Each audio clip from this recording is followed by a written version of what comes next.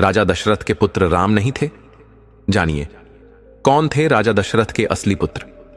नमस्कार प्रिय दर्शकों, हर हर महादेव। आप सभी का स्वागत है हमारे चैनल श्रिया मार्च पर।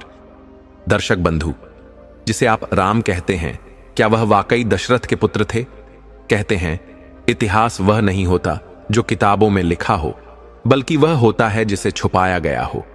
क्या आपने कभी सोचा है, एक ऐसे राजा दशरथ जिनकी 3-3 रानियां थीं, फिर भी उन्हें वर्षों तक संतान नहीं हुई, और जब संतान हुई तो वह भी एक यज्ञ के बाद? क्या यह सिर्फ एक धार्मिक कथा है, या इसके पीछे छुपा है कोई ऐसा राज जो आज तक आपसे छुपाया गया? कौन थे राम? क्या वाकई वह दशरथ के जैविक पुत्र थे, या फिर यह कोई बहुत बड़ा षड्यंत्र था राजमहल के भीतर का? आज हम खोलने जा रहे हैं वह पन्ना जो शायद ही किसी ने आज तक आपकी आंखों के सामने खोला हो। एक ऐसी सच्चाई जो रामायण को एक अलग ही दृष्टिकोण से देखने पर मजबूर कर देगी। तो ध्यान से सुनिए, क्योंकि अब शुरू होती है रामायण की वास्तविक कथा। दर्शक बंधु, साथ ही पहले हम एक कथा के माध्यम से राम जी की उन 3 सीखों को भी जानेंगे जो यदि कोई मनुष्य अपने जीवन में उतार ले तो कभी दुखी नहीं रहेगा। तो आइए इस गूढ़ और आध्यात्मिक विषय की खोज में आगे बढ़ते हैं। किंतु आगे बढ़ने से पूर्व मेरा समस्त भाइयों, माताओं और बहनों से विनम्र निवेदन है कि इस कथा को पूर्ण श्रद्धा और भक्ति के साथ अवश्य सुने, क्योंकि गरुड़ पुराण में कहा गया है कि जो भी कथा या शिक्षा अधूरी छोड़ी जाती है वह पाप का कारण बनती है। इसलिए इस कथा को अंत तक अवश्य सुने। यदि आप एक सच्चे सनातनी हैं और भगवान श्री राम में अटूट श्रद्धा रखते हैं तो कृपया अभी वीडियो को लाइक करें और हमारे चैनल श्रिया मार्ग को सब्सक्राइब करें और कमेंट में जय श्री राम लिखकर अपना समर्थन व्यक्त करें। तो आइए प्रिय दर्शकों, बिना किसी देरी के आरंभ करते हैं आज की प्रेरणादायक कथा। यह कथा उस अनामिका की है जो साक्षात एक देवी तुल्य बालिका थी। वह एक छोटे से पवित्र गांव में अपने पिता रामदीन और सौतेली माता शांति के साथ निवास करती थी। यह गांव मानो स्वयं ईश्वर की गोद में बसा हुआ था। चारों ओर हरे भरे वृक्ष, लहलहाते खेत और शांत तालाबों का दिव्य सौंदर्य ऐसा प्रतीत होता मानो सृष्टि ने अपनी संपूर्ण कला इस स्थान पर समर्पित कर दी हो। हर प्रातः जब प्रभु सूर्य अपनी स्वर्णिम किरणों से धरा को आशीर्वाद देते, तब वायु में व्याप्त मिट्टी की सौंधी महक मानो भगवान की कृपा का संकेत होती, जो प्रत्येक हृदय को शांति और आनंद से भर देती। किंतु इस पवित्र वातावरण के बावजूद अनामिका का जीवन कठोर परीक्षाओं से भरा था। उसका जन्म एक साधारण किसान परिवार में हुआ था, परंतु ईश्वर ने प्रारंभ से ही उसे कठिन संघर्षों के लिए चुना था। दुर्भाग्यवश बचपन में ही उसकी माता इस संसार को त्याग कर दिव्य धाम को चली गईं। उसके पिता रामदीन, जो अत्यंत ईमानदार और कर्मठ व्यक्ति थे, परिस्थितियों की कठोरता को देखते हुए पुनर्विवाह के लिए बाध्य हुए। उनका एकमात्र स्वप्न था कि उनकी पुत्री शिक्षित होकर अपने जीवन को एक नई दिशा दे, परंतु उनकी नई पत्नी शांति, जो केवल स्वार्थवश इस गृहस्थी में आई थी, अनामिका के प्रति कभी भी स्नेहशील न हो सकी। उसने कभी भी अनामिका को अपनी पुत्री के रूप में स्वीकार नहीं किया, अपितु उसे सदैव एक भार समझती रही। अनामिका का जीवन मानो एक तपस्विनी का जीवन था। बाल्यकाल में ही उसने कठिन परीक्षाओं को सहन किया। घर के कार्यों में लीन उसकी छोटी छोटी कोमल हथेलियां, जो ईश्वर की पूजा अर्चना में उठनी चाहिए थीं, वे प्रतिदिन झाड़ू पोंछा और बर्तन मांजने में व्यस्त रहती। किंतु उसके अंतःकरण में एक तीव्र ज्ञान की प्यास थी। पढ़ाई से उसे असीम आनंद की अनुभूति होती। विद्यालय और अध्यापिकाओं के मधुर वचनों में उसे ईश्वरीय ज्ञान की अनुभूति होती। परंतु दुर्भाग्य से यह सुख अधिक समय तक नहीं टिक सका। जब वह 5वीं कक्षा में थी, तब शांति ने उसके ज्ञान प्रकाश को बुझाने का प्रयास किया और उसे पढ़ाई से वंचित कर दिया। शांति के कठोर शब्द उसके नन्हे हृदय को बार बार आघात पहुंचाते, किंतु अनामिका की आत्मा दिव्य थी। उसके भीतर वह ज्योति प्रज्वलित थी जिसे कोई बाह्य शक्ति बुझा नहीं सकती थी। उसकी अध्यापिका ने एक बार कहा था, बेटी, भगवान ने हर जीव को स्वप्न देखने और उन्हें पूर्ण करने की शक्ति दी है, कभी हार मत मानना। परंतु शांति के क्रूर व्यवहार ने बारंबार उसके स्वप्नों को तोड़ने का प्रयास किया। जब भी वह अपने पुराने सहपाठियों से मिलती और वे पूछते, तुम विद्यालय क्यों नहीं आती, तो उसकी आंखें अश्रुपूर्ण हो जाती, किंतु वह मौन रहकर सब कुछ सहन करती।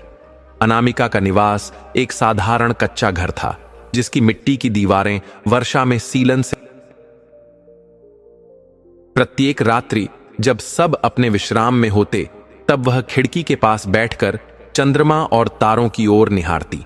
वह सोचती, क्या मेरा जीवन भी कभी इन तारों की भांति प्रकाशमान होगा? क्या मुझे कभी स्वतंत्रता का अनुभव होगा? अनामिका की सुंदरता अलौकिक थी। उसकी गोरी त्वचा, गहरी आंखें और मासूम मुखमंडल गांव में चर्चा का विषय था, किंतु उसके लिए यह सुंदरता किसी अभिशाप से कम न थी। शांति ने अनामिका को एक संपत्ति के रूप में देखा और उसे किसी अमीर घर में धन के बदले सौंपने की योजना बनाई। यह विचार उसने प्रत्यक्ष रूप से व्यक्त न किया, परंतु उसके मन में लोभ की ज्वाला प्रज्वलित हो चुकी थी। समय के साथ अनामिका की दिव्यता और सौंदर्य की चर्चा संपूर्ण गांव में फैलने लगी। यह चर्चा ठाकुर धीरेंद्र तक भी पहुंची। ठाकुर गांव के सबसे प्रभावशाली एवं समृद्ध व्यक्ति थे। उनके पास विशाल भूमि, ऐश्वर्यपूर्ण हवेली और असंख्य नौकर चाकर थे। गांव में उनका नाम आदर और भय दोनों के साथ लिया जाता था। एक दिन अचानक ठाकुर धीरेंद्र अपने पुत्र विवेक ठाकुर के साथ अनामिका के घर पधारे। शांति के मन में इस अवसर को भुनाने की प्रबल इच्छा जागृत हो गई। वह अपने लालच में इतना डूबी थी कि उसने अपनी सारी चतुराई ठाकुर की सेवा सत्कार में लगा दी। ठाकुर का इतिहास अत्यंत प्रभावशाली था। उनका परिवार पीढ़ियों से इस गांव और आसपास के क्षेत्रों में शासन करता आया था। उनकी हवेली गांव से कुछ दूरी पर स्थित थी, परंतु उसकी भव्यता और वैभव प्रत्येक ग्रामवासी को सम्मोहित कर देता था। अधिकतर किसान उनकी भूमि पर कार्य करते थे और जिनका जीवन उनके आदेशों पर निर्भर था।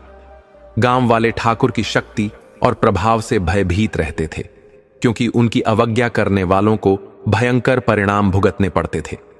इस प्रकार अनामिका का जीवन एक निर्णायक मोड़ पर आ चुका था।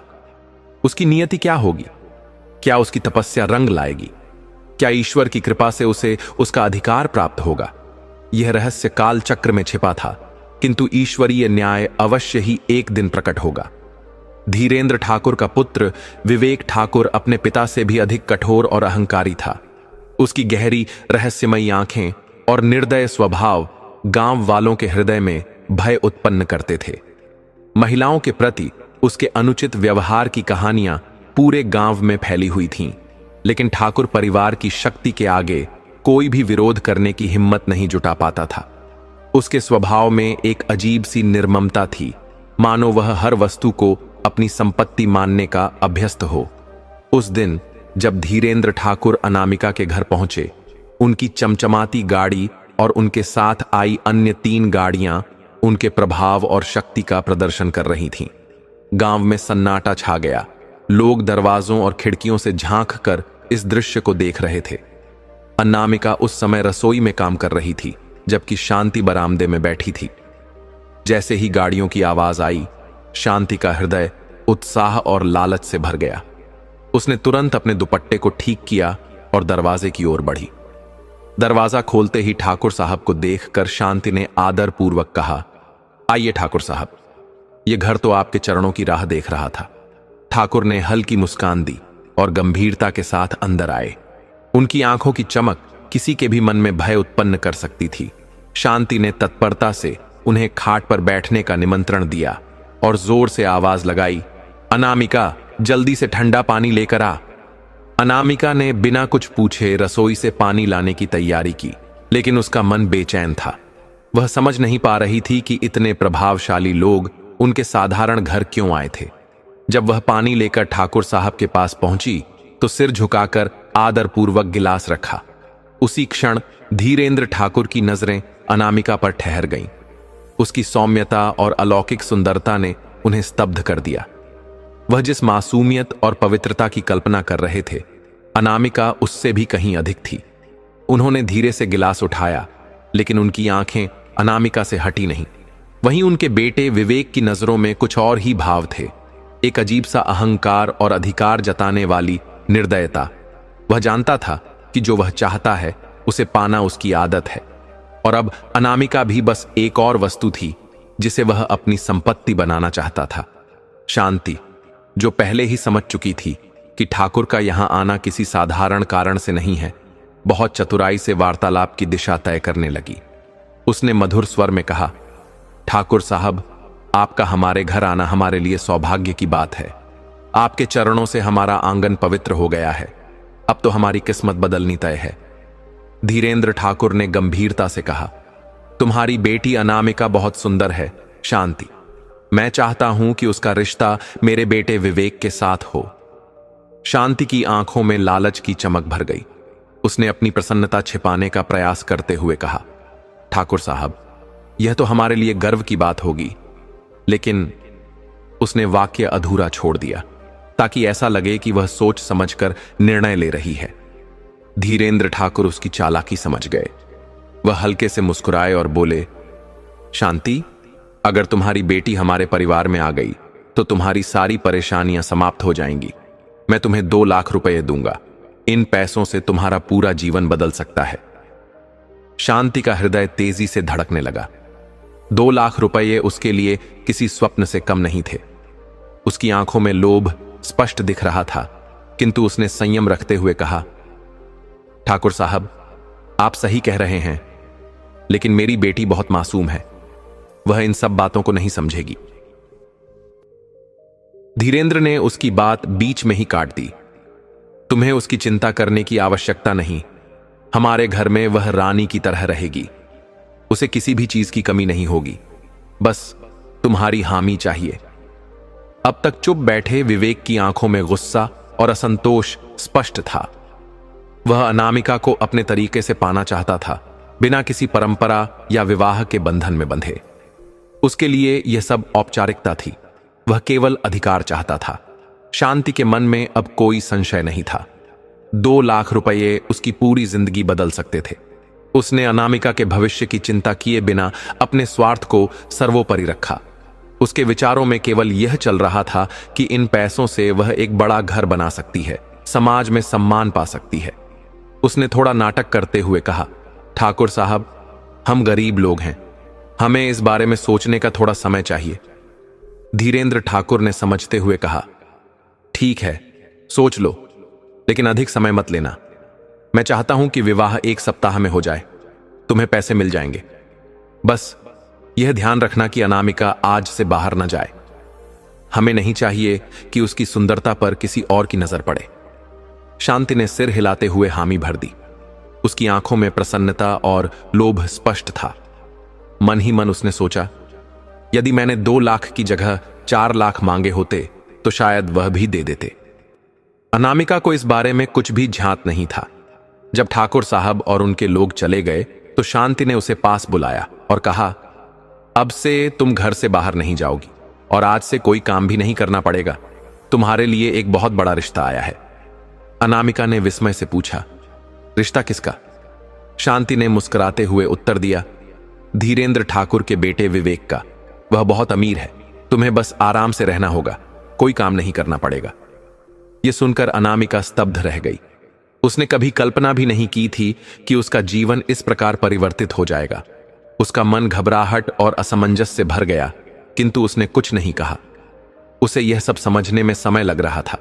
उसे झांत था कि उसकी सौतेली मां उसकी भलाई के विषय में कभी नहीं सोचती, किंतु यह विवाह उसके लिए एक अनिश्चित भविष्य का संकेत था। धीरेंद्र ठाकुर और उनके पुत्र के जाने के बाद अनामिका के मन में उथल पुथल मच गई। वह समझ नहीं पा रही थी कि अचानक यह परिवर्तन क्यों हुआ। उसके मन में अनगिनत प्रश्न उठने लगे।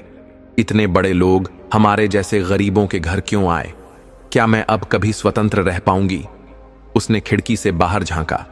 गांव के बच्चे खेल रहे थे, महिलाएं अपने घरों के बाहर झाड़ू लगा रही थीं और पुरुष खेतों में जा रहे थे। यह दृश्य उसके लिए साधारण हुआ करता था, किंतु अब यह उसे बहुत महत्वपूर्ण लगने लगा। उसे अनुभव हुआ कि उसकी स्वतंत्रता धीरे धीरे उससे छीनी जा रही थी।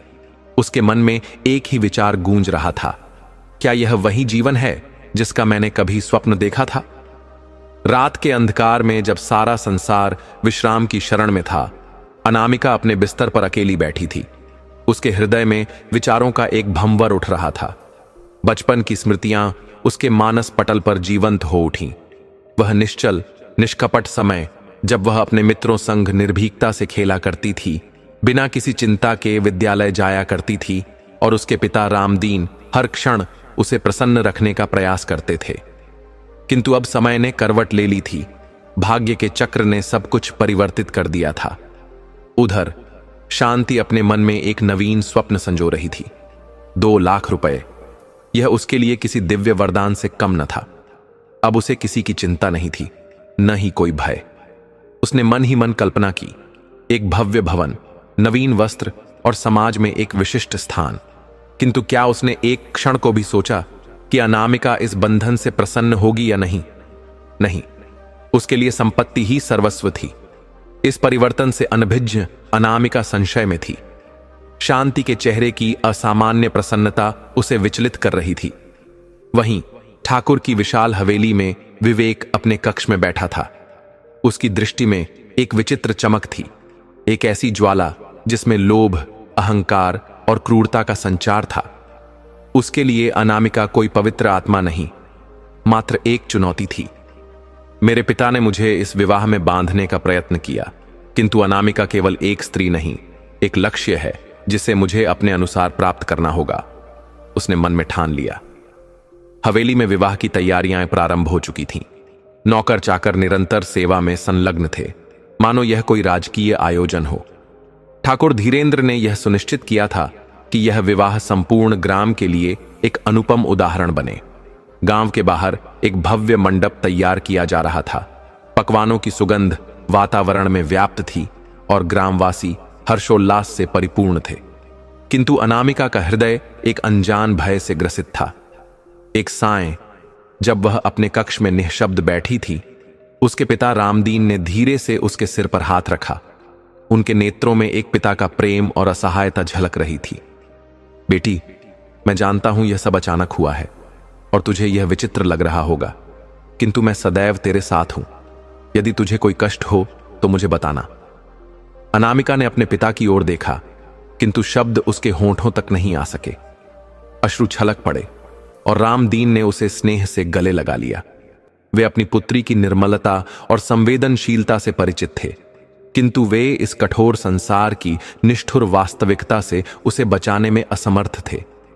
उनके मन में भी एक प्रश्न कौंधा, आखिर इतने बड़े लोग हमारी बेटी में इतनी रुचि क्यों दिखा रहे हैं? परंतु शांति से यह पूछने का साहस नहीं कर पाए।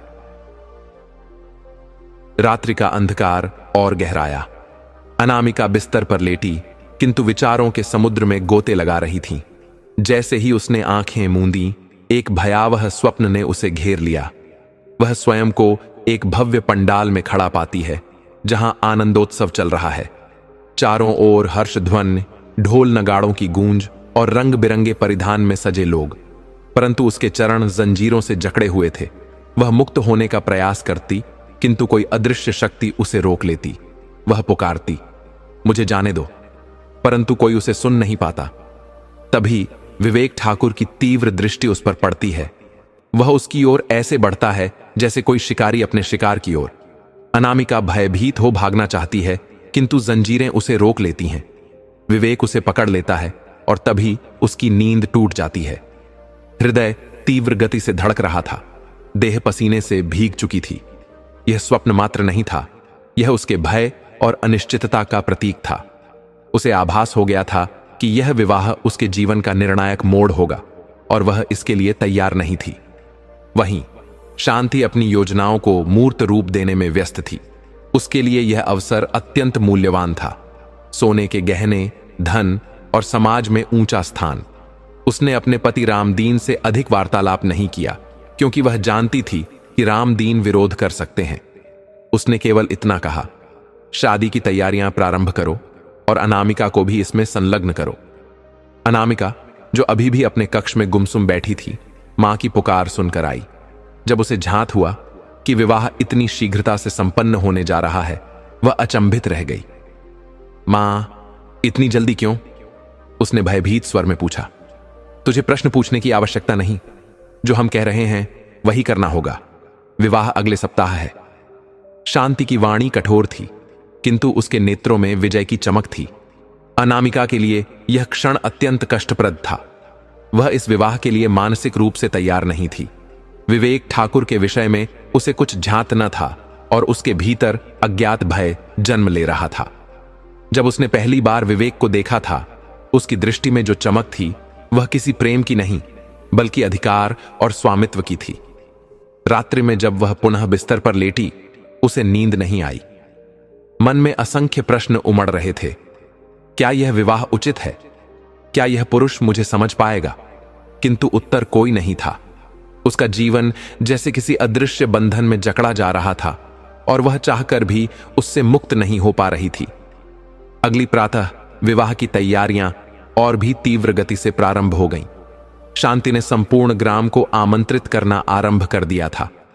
अनामिका के लिए हर क्षण असहनीय था, किंतु नियति की डोर उसके हाथ में नहीं थी। घर के बाहर भव्य पंडाल सजाने का कार्य प्रारंभ हो चुका था। गांव की स्त्रियां अनामिका को सजी धजी देखकर उसकी प्रशंसा करने लगीं। वाह अनामिका, तू तो इस शादी में राजकुमारी की तरह लग रही है, एक स्त्री ने कहा। परंतु अनामिका के चेहरे पर कोई मुस्कान नहीं थी। वह प्रत्येक प्रशंसा के पीछे छिपी हुई वास्तविकता को समझने का प्रयास कर रही थी। उसके मन में बार बार यही प्रश्न उठ रहे थे, क्या ये लोग वास्तव में मेरी खुशी के बारे में सोच रहे हैं? जब उसे विवाह के वस्त्र पहनाए जा रहे थे, तो उसका हृदय अजीब से बोझ तले दबने लगा। लाल जोड़े का भारीपन उसे असहज कर रहा था। इतने आभूषण और वस्त्र उसने पहले कभी नहीं पहने थे। उसने आईने में स्वयं को देखा। वह एक सुशोभित वधू के रूप में दिख रही थी, परंतु उसके मुख पर चिंता की स्पष्ट रेखाएं खींची हुई थीं।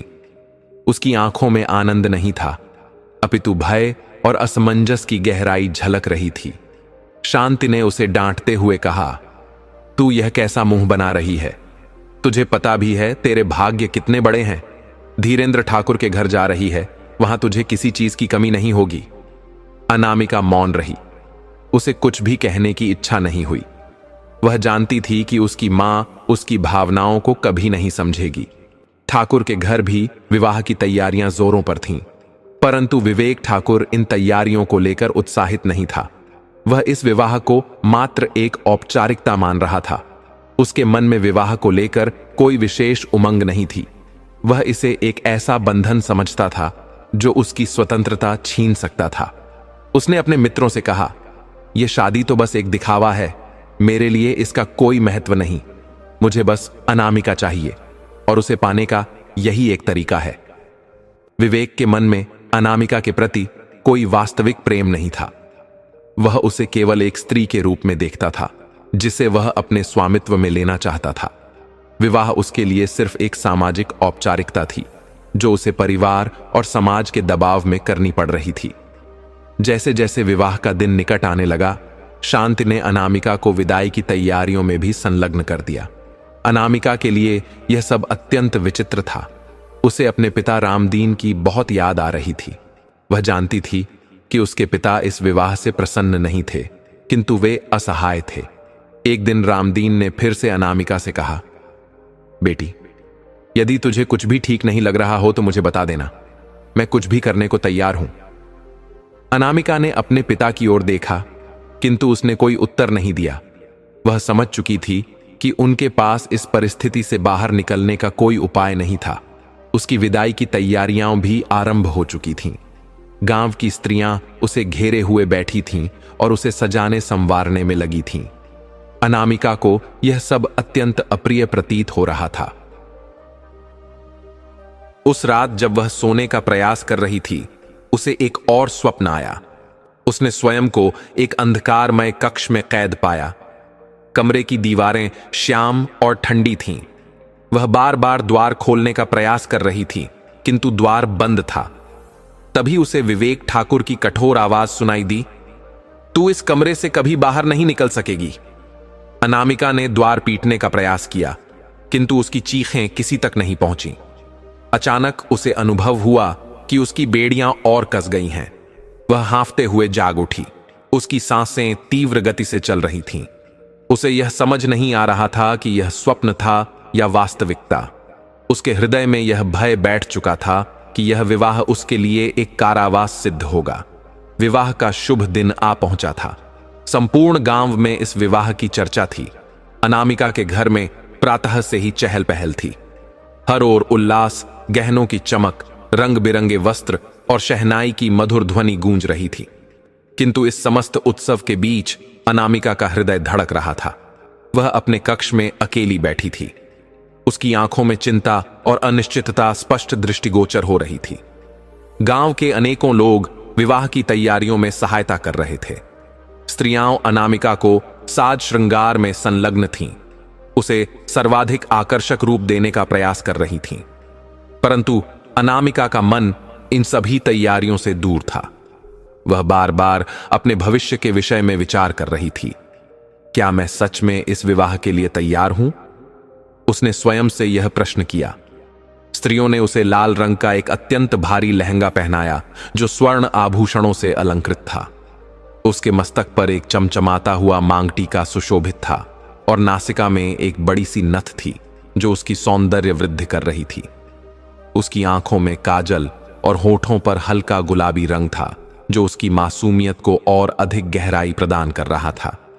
जब अनामिका दर्पण के समक्ष खड़ी हुई तो वह स्वयं को पहचान नहीं पाई।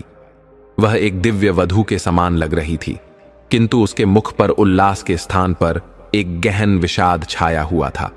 उसकी आंखों में एक विचित्र शून्यता थी जो उसके अंतर्मन की व्यथा को स्पष्ट रूप से व्यक्त कर रही थी।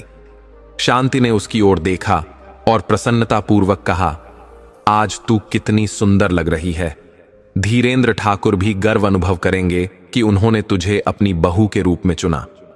अनामिका ने कोई उत्तर नहीं दिया। उसने अपनी मां की बात तो सुनी, किंतु उसके हृदय में केवल भय और अनगिनत प्रश्न थे। उधर ठाकुर परिवार की हवेली में भी तैयारियां चरम पर थीं। विवेक ठाकुर को उसके विवाह के परिधान में सजाया जा रहा था। उसने एक भारी शेरवानी धारण की थी जिसमें स्वर्ण बटन और महीन कढ़ाई की गई थी। उसके चेहरे पर एक हल्की मुस्कान थी, किंतु उसकी आंखों में वही कठोरता और अहंकार झलक रहा था जो अनामिका ने पहले भी अनुभव किया था। विवेक के मन में इस विवाह को लेकर उथल पुथल थी। उसे यह बंधन पसंद नहीं आ रहा था। मुझे तो बस अनामिका चाहिए थी, पर यह विवाह मेरे लिए क्यों आवश्यक है? उसने स्वयं से प्रश्न किया। विवाह की विधियां आरंभ हो चुकी थीं। गांव के बाहर विशाल पंडाल में दिव्य प्रकाश फैला हुआ था। चारों ओर पुष्पों की सुगंध थी और संगीत की मधुर ध्वनि वातावरण में गूंज रही थी। यह विवाह गांव के इतिहास की सबसे भव्य और विलक्षण घटना बन चुका था। ठाकुर परिवार ने इसे अत्यंत भव्य बनाने में कोई कमी नहीं छोड़ी थी। विवेक ठाकुर अपनी बारात के साथ गांव में प्रविष्ट हो चुका था। उसके साथ अनेक विलासितापूर्ण गाड़ियां थीं जो ठाकुर परिवार की प्रतिष्ठा का प्रदर्शन कर रही थीं। घोड़ों पर सवार बाराती, बैंड बाजों की गूंज और नाच गाने से वातावरण उल्लासपूर्ण हो चुका था। जब विवेक को घोड़ी से उतारा गया तब अनामिका के परिवार ने उसकी आरती उतारी। मंडप में अनामिका को भी लाया गया। स्त्रियां उसे संभाल रही थीं ताकि भारी वस्त्रों में वह गिर न जाए। जैसे ही अनामिका की दृष्टि विवेक पर पड़ी, उसके नेत्रों में न कोई प्रेम था न कोई अपनत्व। वह उसे किसी अजनबी की भांति देख रही थी। विवाह की रस्में आगे बढ़ रही थीं, किंतु अनामिका का मन अभी भी शंकाओं से घिरा हुआ था। धीरेंद्र ठाकुर का परिवार संपन्न था और अनामिका को किसी भी चीज की कमी नहीं होने वाली थी, लेकिन उसके मन में इस विवाह को लेकर एक अज्ञात भय और अनिश्चितता का अंधकार व्याप्त था। वह भली भांति जानती थी कि उसकी सौतेली मां शांति ने यह रिश्ता लोभवश जोड़ा था, परंतु वह यह समझने में असमर्थ थी कि इस विवाह के बाद उसका जीवन किस दिशा में परिवर्तित होने वाला था। जब विवाह की पावन वेदी पर पंडित जी वैदिक मंत्रों का उच्चारण कर रहे थे और अनामिका तथा विवेक ठाकुर अग्नि के चारों ओर पवित्र फेरे ले रहे थे, तब अनामिका का अंतर्मन और अधिक उलझता जा रहा था। प्रत्येक फेरे के साथ वह स्वयं को अधिक दुर्बल अनुभव कर रही थी। हर कदम उसे बंधन का अनुभव करा रहा था। मानो वह किसी अंधकारमय और अनिश्चित भविष्य की ओर बढ़ रही हो। उसने विवेक की ओर दृष्टि डाली। उसका चेहरा पूर्णतः निर्विकार था। उसकी आंखों में न कोई स्नेह था, न कोई आत्मीयता। विवेक के लिए यह विवाह मात्र एक औपचारिकता थी जिसे वह निर्विकार भाव से निभा रहा था। मैं इस व्यक्ति के साथ अपना जीवन कैसे व्यतीत करूंगी? यह प्रश्न अनामिका के अंतःकरण में बार बार उठ रहा था। फेरों की समाप्ति के पश्चात जब पंडित जी ने विवेक को अनामिका की मांग में सिंदूर भरने का निर्देश दिया, तब अनामिका के अंतर्मन में एक अजीब सी घबराहट व्याप्त हो गई। उसे प्रतीत हुआ मानो यह सिंदूर उसकी स्वतंत्रता को पूर्णतः समाप्त कर देगा, परंतु उसने स्वयं को संभाला और अपनी आंखें मूंद लीं। शुभ विवाह की समस्त रस्मों के पूर्ण होने के पश्चात विदाई का समय आ पहुंचा। यह क्षण अनामिका के लिए अत्यंत पीड़ादायक था। उसकी आंखों में अश्रु भर आए और अपने पिता रामदीन से दूर होने का विचार भी उसे असहनीय प्रतीत हो रहा था। जब विदाई की रस्म प्रारंभ हुई तो वह अपने पिता से लिपट कर फूट फूट कर रो पड़ी। रामदीन भी अपने अश्रुओं को रोक नहीं पाए। वे जानते थे कि उनकी पुत्री अब एक नए जीवन की ओर बढ़ रही है, परंतु उनके हृदय में यह भय भी समाया हुआ था कि क्या वह वास्तव में सुखी रह पाएगी। शांति ने स्नेह से अनामिका के सिर पर हाथ फेरते हुए कहा, अब तू ठाकुर परिवार की बहू है, वहां तुझे किसी भी चीज की कमी नहीं होगी। अपनी मां को भूलना मत और वहां जाकर सदैव प्रसन्न रहना। अनामिका ने मौन रहते हुए सिर झुका लिया और बिना कोई शब्द कहे अपनी मां की बात मान ली। विदाई के पश्चात अनामिका का हृदय भारी था। वह अश्रुपूर्ण नेत्रों से अपने पिता को निहार रही थी। सजी धजी दुल्हन के रूप में वह विवाह की गाड़ी में बैठी, परंतु उसके हृदय में कोई प्रसन्नता नहीं थी। गाड़ी धीरे धीरे ठाकुर हवेली की ओर बढ़ रही थी। वह हवेली जिसके विषय में अनामिका ने केवल सुना था किंतु कभी देखा नहीं था। गांव में इसे एक भव्य और रहस्यमय स्थान माना जाता था, किंतु उसके मन में इस हवेली को लेकर कोई सकारात्मक अनुभूति नहीं थी। गाड़ी में विवेक ठाकुर भी उसके साथ था, परंतु दोनों के मध्य कोई वार्तालाप नहीं हुआ। विवेक मौन बैठा खिड़की से बाहर देख रहा था। उसके मुख पर एक विचित्र शीतलता थी। ऐसा प्रतीत हो रहा था मानो उसे इस विवाह से कोई सरोकार ही न हो। उसने एक बार भी अनामिका की ओर दृष्टि नहीं डाली। अनामिका ने विवेक की ओर देखा, परंतु उसके नेत्रों में न स्नेह था न अपनापन। क्या यह व्यक्ति वास्तव में मेरे जीवन का अंग बनने योग्य है? यह विचार उसके मन में गूंज उठा। गाड़ी जब ठाकुर हवेली के विशाल द्वार के समक्ष रुकी तो अनामिका की आंखें एक क्षण के लिए चौंधिया गईं। यह हवेली किसी राजमहल से कम नहीं थी। विशाल दरवाजे, ऊंची दीवारें और चारों ओर फैला हुआ एक अद्भुत बाग। हवेली के द्वार पर अनेकों सेवक स्वागत के लिए खड़े थे। आइए बहू जी, आपका स्वागत है। उनकी वाणी में आदर था, किंतु अनामिका को यह सम्मान कृत्रिम प्रतीत हुआ। हवेली के भीतर का दृश्य और भी चकाचौंध कर देने वाला था। स्वर्ण रजित सजावट, मखमली कालीन और भव्य चित्रों से सुसज्जित दीवारें, यह सब अत्यंत विलासिता का आभास करा रहे थे। किंतु इस ऐश्वर्य के मध्य भी अनामिका के मन में एक अनजानी घबराहट समाई हुई थी।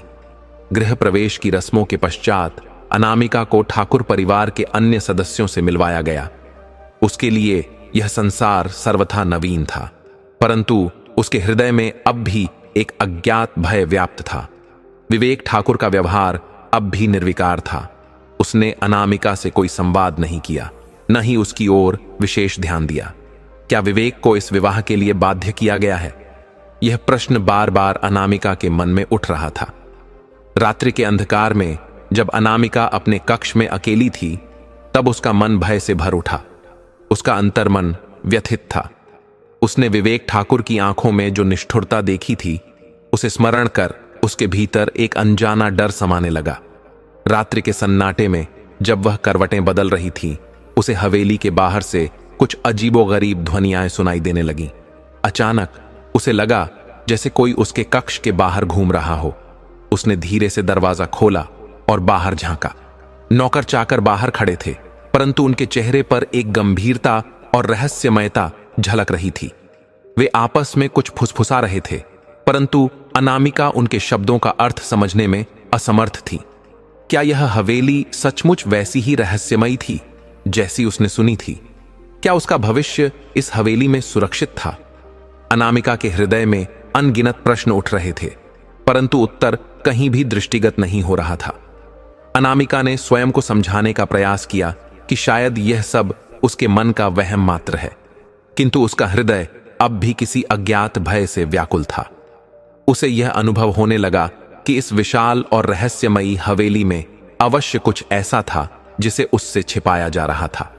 रात के गहन अंधकार में जब संपूर्ण हवेली एक रहस्यमय निस्तब्धता में लिपटी हुई थी, अनामिका को विवेक ठाकुर के विषय में विचार कर और भी विचित्र अनुभूति होने लगी। उसने अब तक विवेक से कोई विशेष संवाद नहीं किया था, किंतु उसकी आंखों में कुछ असामान्य अवश्य था। विवेक का व्यवहार एक गूढ़ पहेली के समान प्रतीत हो रहा था। उसकी दृष्टि में न तो प्रेम था न कोई अपनत्व, किंतु उसके अंतर्मन में छिपा हुआ क्रोध और अहंकार स्पष्ट झलक रहा था। क्या वह मुझसे कुछ छिपा रहा है? अनामिका ने स्वयं से प्रश्न किया। उत्तर की खोज में वह गहरे विचारों में डूब गई, परंतु किसी निष्कर्ष पर नहीं पहुंच सकी। वह इस हवेली में कुछ ही घंटे पहले आई थी, परंतु उसे ऐसा प्रतीत हो रहा था मानो वह वर्षों से इस दमनकारी और रहस्यमयी वातावरण में बंधी हुई हो। रात के बढ़ते साए के साथ हवेली और भी भयावह लगने लगी।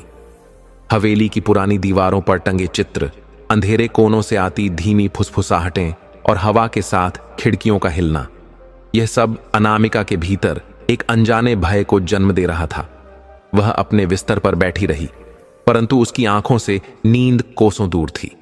वह बार बार अपने कमरे के बाहर से आने वाली आवाजों को सुनने का प्रयास कर रही थी।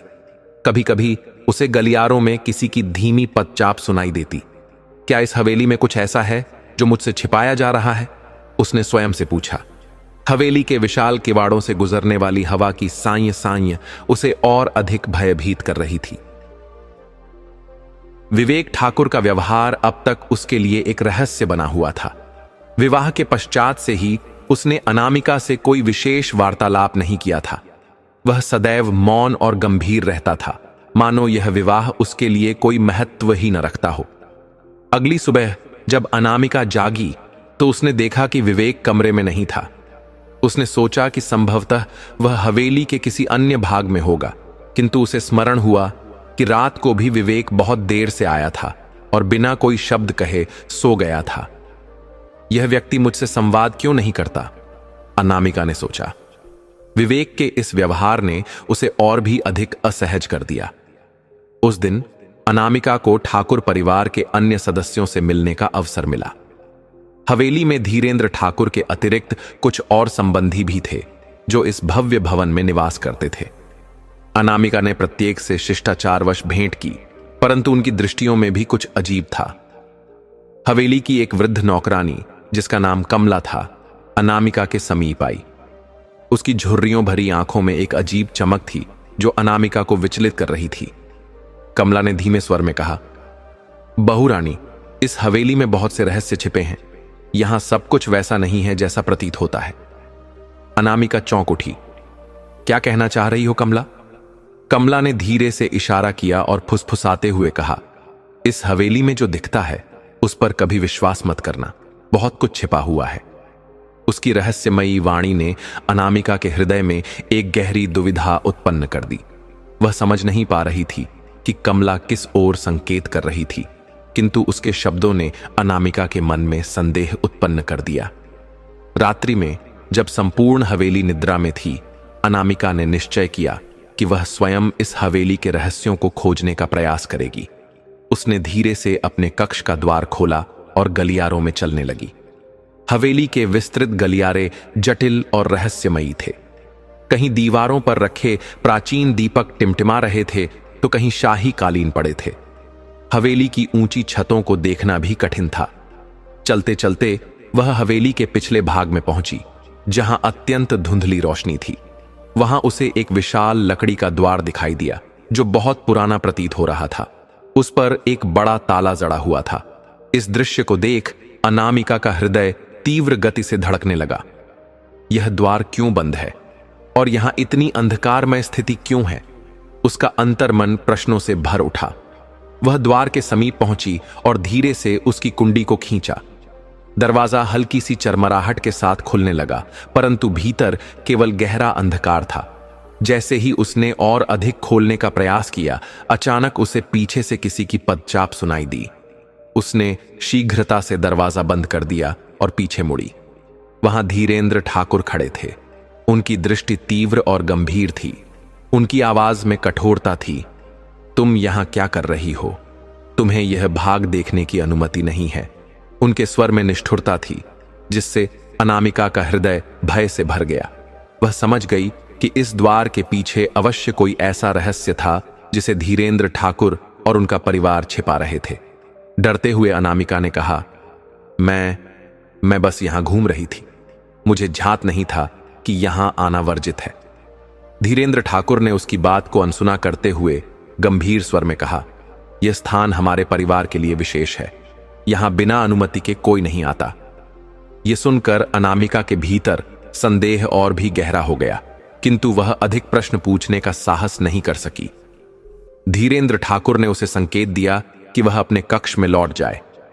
अनामिका मौन रहकर लौट आई, परंतु उसके मन में अनगिनत प्रश्न उमड़ने लगे। अगले दिन विवेक का व्यवहार और भी रहस्यमयी हो गया।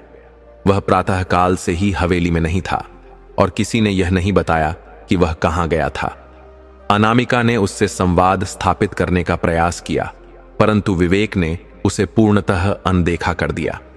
दिन भर वह हवेली से बाहर रहा और जब संध्या हुई तो वह लौटकर सीधे अपने कक्ष में चला गया और द्वार बंद कर लिया। यह व्यक्ति मुझसे क्या छिपा रहा है?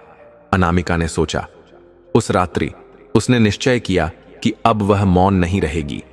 विवेक के इस अजीब व्यवहार के पीछे का कारण जानने के लिए उसे हर हाल में उससे बात करनी होगी। जब अनामिका रसोई में गई तो उसने सुना कि दो नौकर आपस में फुसफुसा रहे थे। तूने बहू रानी को उस दरवाजे के पास जाते देखा था? हां, लेकिन ठाकुर साहब ने सही समय पर देख लिया, उसे कुछ पता नहीं चलने दिया। यह सुनकर अनामिका का संदेह और भी बढ़ गया। आखिर इस हवेली में ऐसा क्या है जिसे मुझसे छिपाया जा रहा है? हर दिन हवेली के रहस्य और भी गहराते जा रहे थे और अनामिका अब इन रहस्यों को उजागर करने के लिए तैयार हो रही थी। अनामिका का हृदय तीव्र गति से धड़कने लगा, जैसे किसी अदृश्य शक्ति ने उसे झकझोर दिया हो। उसने अपने कान दरवाजे पर लगा दिए। भीतर से विवेक और धीरेंद्र ठाकुर की गंभीर वार्ता सुनाई दी। तुम्हें यह सब बंद करना होगा विवेक। धीरेंद्र ठाकुर की गहरी सख्त आवाज गूंज उठी। अब अनामिका इस घर की बहू है। अगर उसने कुछ भी जान लिया तो सब बर्बाद हो जाएगा। विवेक की आवाज धीमी लेकिन भीतर ही भीतर धधकते ज्वालामुखी की भांति तीव्र थी। मुझे कोई फर्क नहीं पड़ता पिताजी। मैंने यह शादी आपके कहने पर की, लेकिन मैं इसे अपने तरीके से निभाऊंगा। अनामिका के लिए मेरे मन में कोई स्थान नहीं है। अनामिका के पैरों तले मानो धरती खिसक गई। मेरे लिए कोई स्थान नहीं है? यह सुनकर उसका हृदय टूट गया। वह समझने का प्रयास कर रही थी कि विवेक का यह शीतलता से भरा व्यवहार, यह क्रोध आखिर क्यों? धीरेंद्र ठाकुर पुनः बोले, तुम्हें समझना होगा विवेक, यह केवल एक विवाह नहीं है। इससे हमारी प्रतिष्ठा जुड़ी है। तुम्हें अपना व्यवहार बदलना होगा। विवेक मौन रहा। उसने कुछ कदम पीछे खींचे और दरवाजे की ओर बढ़ा। अनामिका हड़बड़ाकर अपने कक्ष में लौट गई ताकि विवेक को झात न हो कि उसने यह संवाद सुन लिया था। जैसे ही वह अपने कक्ष में पहुंची, उसका मन असंख्य प्रश्नों से घिर गया। यह सब क्या हो रहा है? विवेक मुझसे इतनी दूरी क्यों बना रहा है? ठाकुर साहब क्यों चाहते हैं कि वह अपना व्यवहार बदले? धीरेंद्र ठाकुर के शब्दों से यह स्पष्ट हो चुका था कि इस विवाह के पीछे कोई गहरा रहस्य छिपा है। विवेक इस बंधन से प्रसन्न नहीं है, बल्कि शायद उसे विवश कर इसमें बांधा गया है। अनामिका ने ठान लिया कि वह इस परिस्थिति का सामना करेगी। वह चाहती थी कि उसके जीवन में स्थिरता आए, लेकिन अब वह अनुभव कर रही थी कि उसकी दुनिया धीरे धीरे किसी रहस्यमय साए में घिर रही है। कुछ दिनों बाद हवेली के गुप्त अंशों की ओर भी अधिक जानकारी उसे मिली। एक दिन रसोई में बैठी उसने नौकरों की आपसी बातचीत सुनी। बहू रानी अब हवेली के उस हिस्से में नहीं जाती जहां उस रात वह गई थी। ठाकुर साहब ने उसे रोक दिया था। एक नौकर ने कहा। दूसरा उत्तर देता है, हां, वहां जो छिपा है वह यदि किसी को झात हो गया तो सब समाप्त हो जाएगा। अनामिका का संशय और अधिक गहरा हो गया। आखिर इस हवेली में ऐसा क्या छिपा है जिसे मुझसे छिपाया जा रहा है? उसने मन ही मन सोचा और निर्णय लिया कि वह अब मौन नहीं रहेगी। उसे इस रहस्य का उद्घाटन करना था। रात्रि के तीसरे प्रहर, जब संपूर्ण हवेली निस्तब्धता में डूबी थी, अनामिका ने गुप्त द्वार की ओर पुनः प्रस्थान किया। धीरे धीरे वह वहां पहुंची, किंतु इस बार दरवाजा पहले से ही खुला हुआ था। उसका हृदय तीव्र गति से धड़कने लगा। धीरे धीरे उसने भीतर झांका। वहां की छवि पहले से भी अधिक भयावह थी। मंद मंद प्रकाश में दीवारों पर जर्जर चित्र टंगे थे। कमरे के मध्य एक पुरानी मेज रखी थी, जिस पर कुछ ग्रंथ और पीले पड़े कागज बिखरे थे। अनामिका ने साहस बटोरकर उन कागजों को उठाया और पढ़ने लगी। उसमें जो लिखा था उसे पढ़ते ही उसकी आत्मा सिहर उठी। वहां धीरेंद्र ठाकुर के अतीत के वे काले पृष्ठ थे जिन्हें अब तक कोई नहीं जानता था। वे स्वार्थ के लिए अनेकों जीवन नष्ट कर चुके थे। वहां कई ऐसे नाम लिखे थे जो इस गांव से अचानक गायब हो गए थे, और अब स्पष्ट था कि उनके पीछे कौन था। क्या यह सब सत्य है? क्या ठाकुर साहब ने इतने लोगों की जिंदगी छीन ली? उसकी चेतना शंकाओं से घिर गई। अब वह जान चुकी थी कि यह हवेली मात्र एक भव्य निवास नहीं, बल्कि किसी गहरे षड्यंत्र का केंद्र थी। यहां से बाहर निकलना सरल ना होगा। अगली सुबह विवेक का व्यवहार और भी अधिक रहस्यमय हो गया। कठोर स्वर में उसने कहा, तुम्हें हवेली के कुछ हिस्सों में जाने की अनुमति नहीं है। याद रखना, यहां सब कुछ तुम्हारे लिए नहीं है। अनामिका स्तब्ध रह गई।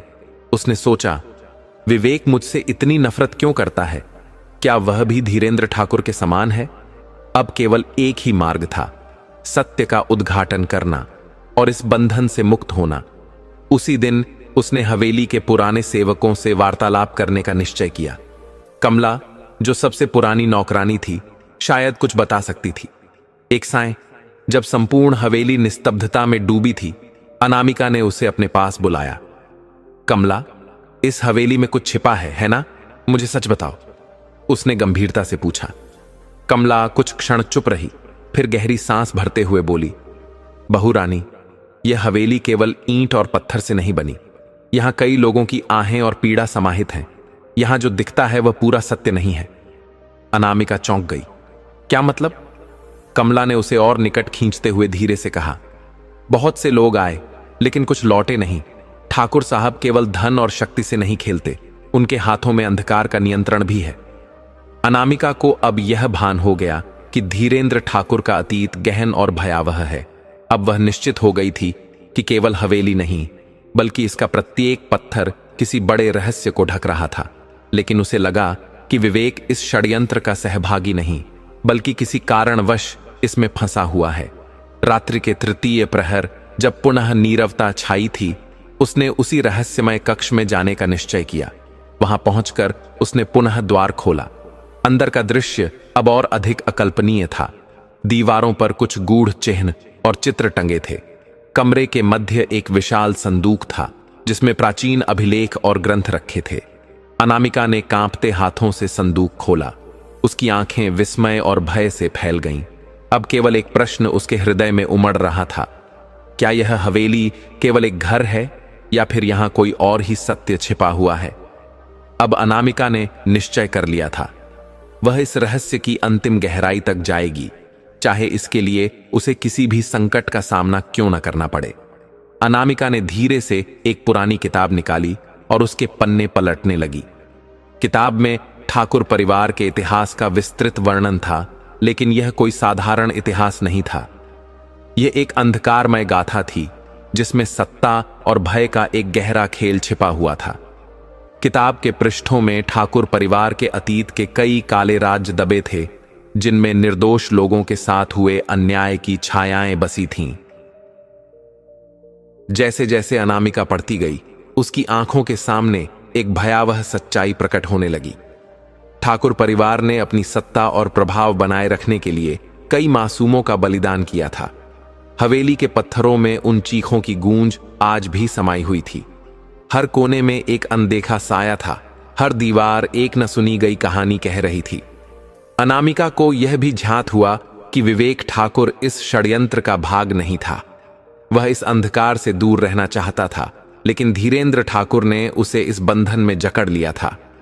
विवेक की कठोरता का असली कारण यही था। वह इस पापपूर्ण खेल में शामिल नहीं होना चाहता था, किंतु उसके पास कोई और विकल्प नहीं था। अब अनामिका के सामने एक चुनौती थी। उसे न केवल स्वयं को इस हवेली के चक्रव्यूह से निकालना था, बल्कि विवेक को भी इस साजिश से मुक्त कराना था। क्या उसे इस रहस्य को उजागर करना चाहिए या चुपचाप यहां से भाग जाना चाहिए? उसने अपने अंतर्मन से प्रश्न किया, लेकिन भागना अब विकल्प नहीं था। उसने निश्चय कर लिया था कि ठाकुर परिवार की काली सच्चाई को वह पूरी दुनिया के समक्ष लाएगी। यह राह कठिन और संघर्षमय थी, किंतु अब उसका हृदय भय से परे था। वह उस कमरे में अकेली बैठी थी जहां उसने यह पुस्तक पाई थी। किताब के पन्ने पलटते हुए उसे ऐसा प्रतीत हुआ मानो वह किसी भयानक गाथा का हिस्सा बन चुकी हो। यह परिवार कोई साधारण परिवार नहीं था। यह एक ऐसा वंश था जिसने अपनी लालसा की पूर्ति के लिए असहायों की आहुतियां दी थीं। किताब में विस्तार से वर्णित था कि कैसे धीरेंद्र ठाकुर के पूर्वजों ने गांव के गरीब किसानों से छल किया, उनकी भूमि हड़पी और जो कोई भी उनके सामने खड़ा हुआ उसे मिटा दिया गया। इस हवेली के अंधेरे में न जाने कितनी चीखें दबी हुई थीं, कितने लोगों के स्वप्न इस हवेली के पत्थरों में कैद थे। अनामिका के रोंगटे खड़े हो गए। क्या यह वही ठाकुर परिवार था जिसकी शान के चर्चे गांव में किए जाते थे? उसने खुद से यह प्रश्न किया। पढ़ते पढ़ते वह एक और भयावह सत्य पर पहुंची। गांव से अचानक लापता हुए लोगों की कहानियां जो अब तक रहस्य बनी हुई थीं, उन सबके पीछे धीरेंद्र ठाकुर का ही हाथ था। वह अपनी शक्ति का उपयोग कर विरोधियों को समाप्त कर देता था। हवेली का यह गुप्त कक्ष उन सब घटनाओं का मौन साक्षी था। यह सब पढ़कर अनामिका को घबराहट होने लगी। यह सच अगर दुनिया के सामने आया तो पूरा ठाकुर वंश मिट जाएगा। उधर विवेक ठाकुर अपने कमरे में बैठा सोच में डूबा था। वह इन अंधेरे रहस्यों से दूर रहना चाहता था, लेकिन भाग्य उसे वापस उसी दलदल में खींच लाया था। वह अपने पिता की छाया में जीने से तंग आ चुका था, लेकिन उसे कोई रास्ता नहीं सूझ रहा था। यदि वह भागता तो उसके पिता उसे ढूंढ निकालते, और यदि वह रुका तो इस हवेली का अंधकार उसे निगल जाएगा। अगर मैं भाग गया तो अनामिका का क्या होगा? यह प्रश्न उसे विचलित कर रहा था। एक रात जब हवेली में पूर्ण निस्तब्धता थी, अनामिका ने निश्चय किया कि वह विवेक से बात करेगी। उसे विवेक की सहायता चाहिए थी। दोनों को मिलकर इस भयावह सत्य का अंत करना था। वह धीरे धीरे उसके कक्ष की ओर बढ़ी। दरवाजा बंद था, किंतु अंदर से मंद प्रकाश झलक रहा था। उसने धीरे से दरवाजा खटखटाया। कोई उत्तर नहीं मिला। विवेक, मुझे तुमसे बात करनी है, कृपया दरवाजा खोलो, अनामिका ने जोर देकर कहा।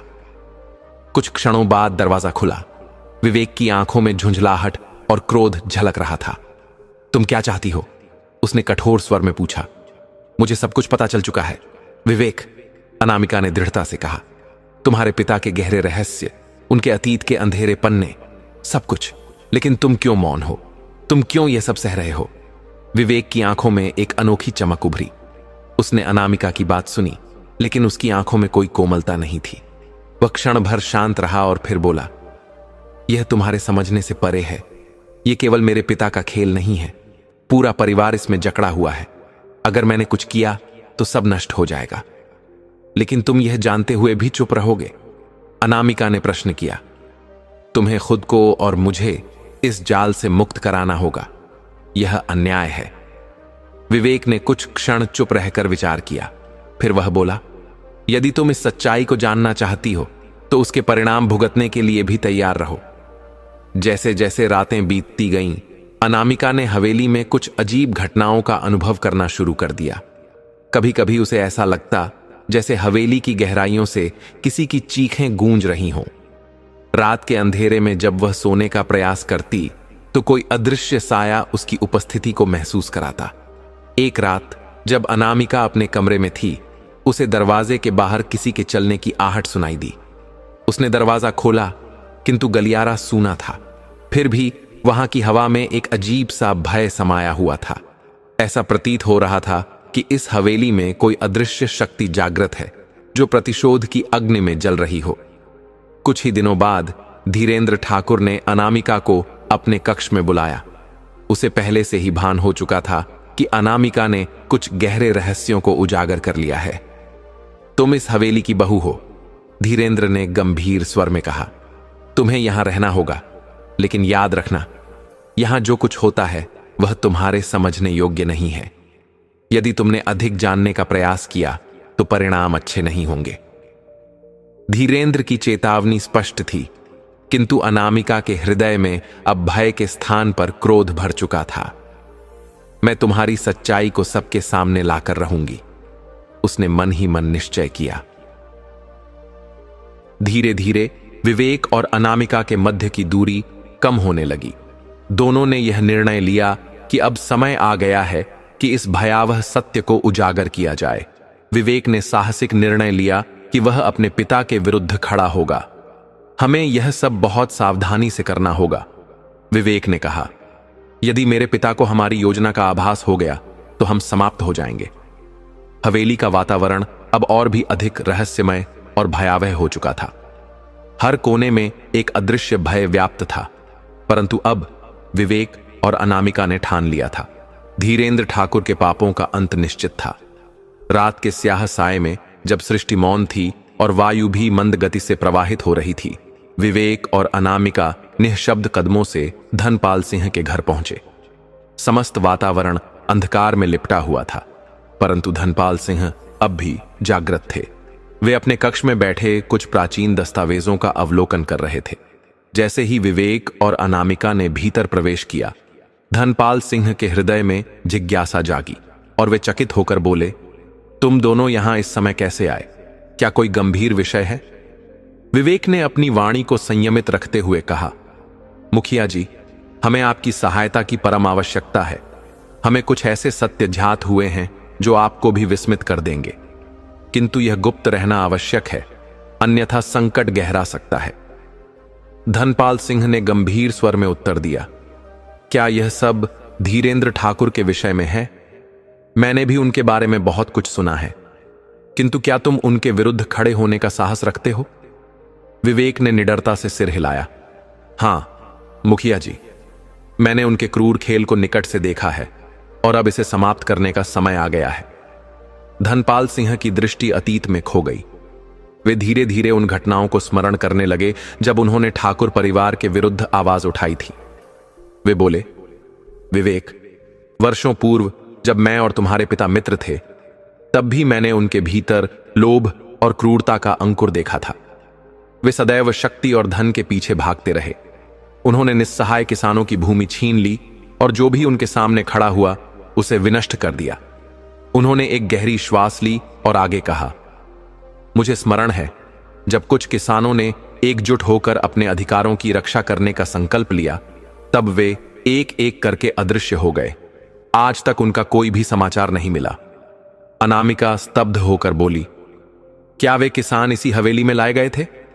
धनपाल सिंह ने शोकपूर्ण स्वर में उत्तर दिया, हां, और उसके पश्चात कोई नहीं जान पाया कि उनके साथ क्या हुआ। ठाकुर साहब ने बड़ी चतुराई से समस्त प्रमाण मिटा दिए। धनपाल सिंह के वचनों से विवेक और अनामिका के भीतर दृढ़ संकल्प जागृत हो उठा।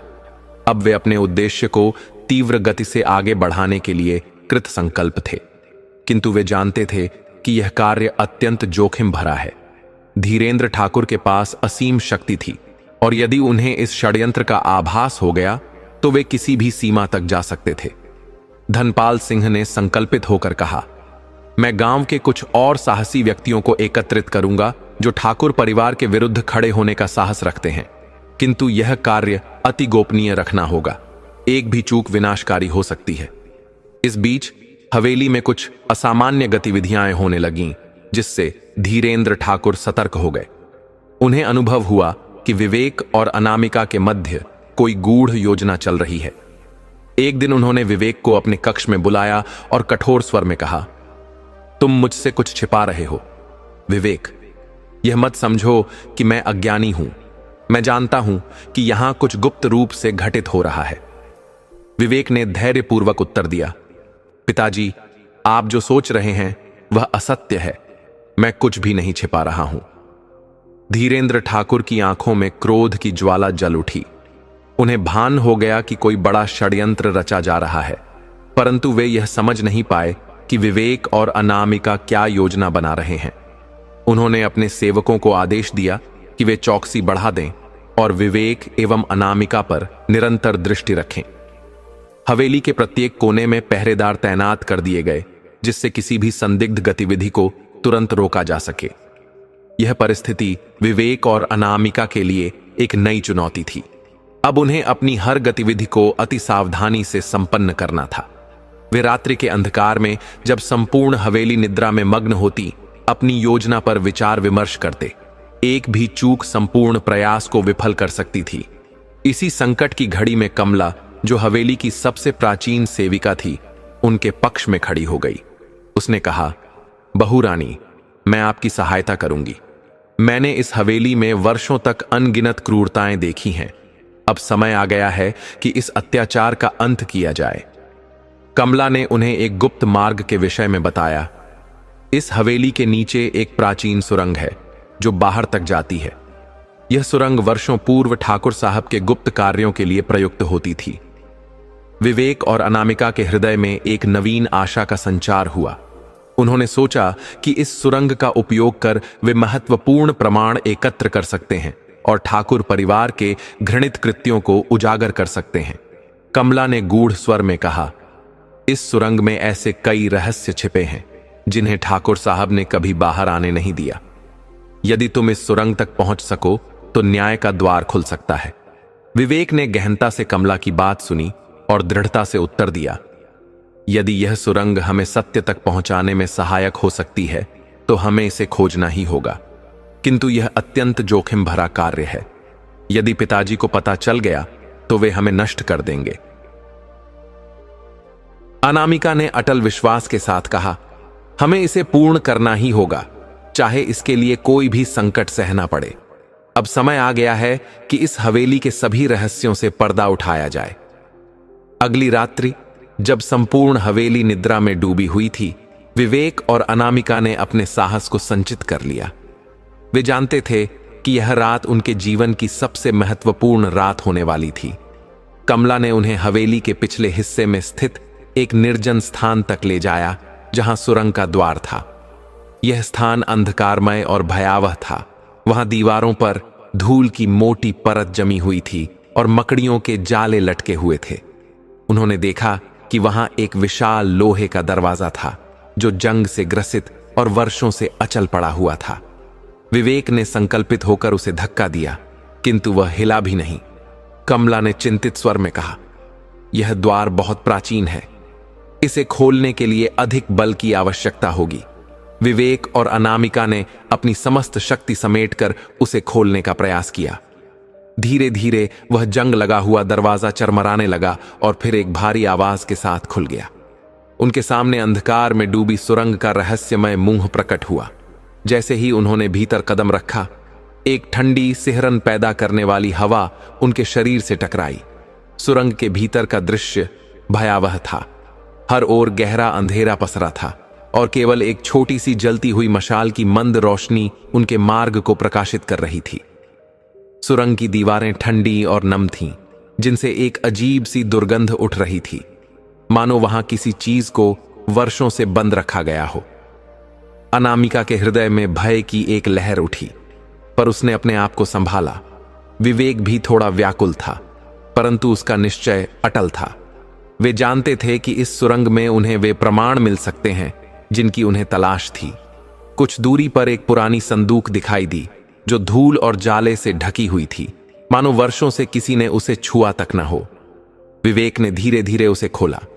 संदूक के भीतर रखे पुराने दस्तावेज, छोटे छोटे बक्से और पीले पड़ चुके कागजों ने एक इतिहास को जीवंत कर दिया। इन दस्तावेजों में ठाकुर परिवार के घृणित अपराधों के प्रमाण थे। जमीन हड़पने के फर्जी कागजात, निर्दोषों पर किए गए अत्याचारों की योजनाएं और उन गरीब किसानों की सूची जो वर्षों पूर्व अचानक गायब हो गए थे। अनामिका ने इन दस्तावेजों को ध्यान से देखा और गंभीर स्वर में कहा, यह सब हमें उन निर्दोष लोगों को न्याय दिलाने में सहायता करेगा जिनका जीवन इस हवेली की क्रूरता ने छीन लिया। विवेक ने कागजों को एक बार फिर नजर दौड़ाकर देखा और गहरी पीड़ा से बोला, यह देखकर मैं हैरान हूं कि मेरे पिता ने कितनी निर्दोष जिंदगियों को बर्बाद किया है। अब मैं समझता हूं कि वे क्यों चाहते थे कि मैं इस हवेली से दूर रहूं। वे नहीं चाहते थे कि मैं उनके इन घृणित कृत्यों के बारे में जानूं। अनामिका ने एक गहरी सांस ली और दृढ़ संकल्प के साथ कहा, अब समय आ गया है कि हम इस सत्य को बाहर लाएं। हमें यह सबूत गांव वालों को दिखाना होगा ताकि उन्हें यह झांत हो सके कि धीरेंद्र ठाकुर ने कितनी निर्दोष जिंदगियों पर अत्याचार किया है। दस्तावेजों की खोज के पश्चात विवेक और अनामिका ने यह निश्चय किया कि अब उन्हें शीघ्र ही इन प्रमाणों को बाहर निकालकर गांव के लोगों के समक्ष प्रस्तुत करना होगा। किंतु उनके मन में यह भय भी था कि यदि धीरेंद्र ठाकुर को इस योजना का आभास हो गया तो वे उन्हें रोकने के लिए किसी भी सीमा तक जा सकते थे। अचानक सुरंग के अंधकार में एक अजीब सी आवाज गूंजने लगी, मानो कोई छुपकर उन्हें देख रहा हो। अनामिका और विवेक ने तुरंत अपने कदम पीछे खींच लिए। विवेक ने गंभीरता से कहा, हमें शीघ्रता से यहां से बाहर निकलना होगा। यह स्थान अब सुरक्षित नहीं है। शायद किसी ने हमें देख लिया है। जल्दी जल्दी वे सुरंग से बाहर निकले और हवेली में लौटकर अपनी योजना पर पुनर्विचार करने लगे। किंतु हवेली का वातावरण अब पहले से भी अधिक गंभीर था। चारों ओर गार्ड्स तैनात थे और सुरक्षा पहले से अधिक सख्त हो गई थी। कमला, जो अब तक उनकी सहायता कर रही थी, धीरे से उनके पास आई और बोली, इस सुरंग में और भी कई रहस्य छिपे हैं जिनका खुलासा होना शेष है। यही वह स्थान है जहां ठाकुर साहब ने अनेक निर्दोष लोगों का अंत कर दिया। यदि आप इस सुरंग की ओर गहराई में जाएंगे तो और भी प्रमाण मिल सकते हैं। विवेक और अनामिका ने एक दूसरे की ओर देखा और निश्चय किया कि वे इस सुरंग के और गहरे हिस्से में जाकर वे सबूत खोजेंगे जो ठाकुर के अपराधों को सिद्ध कर सकें।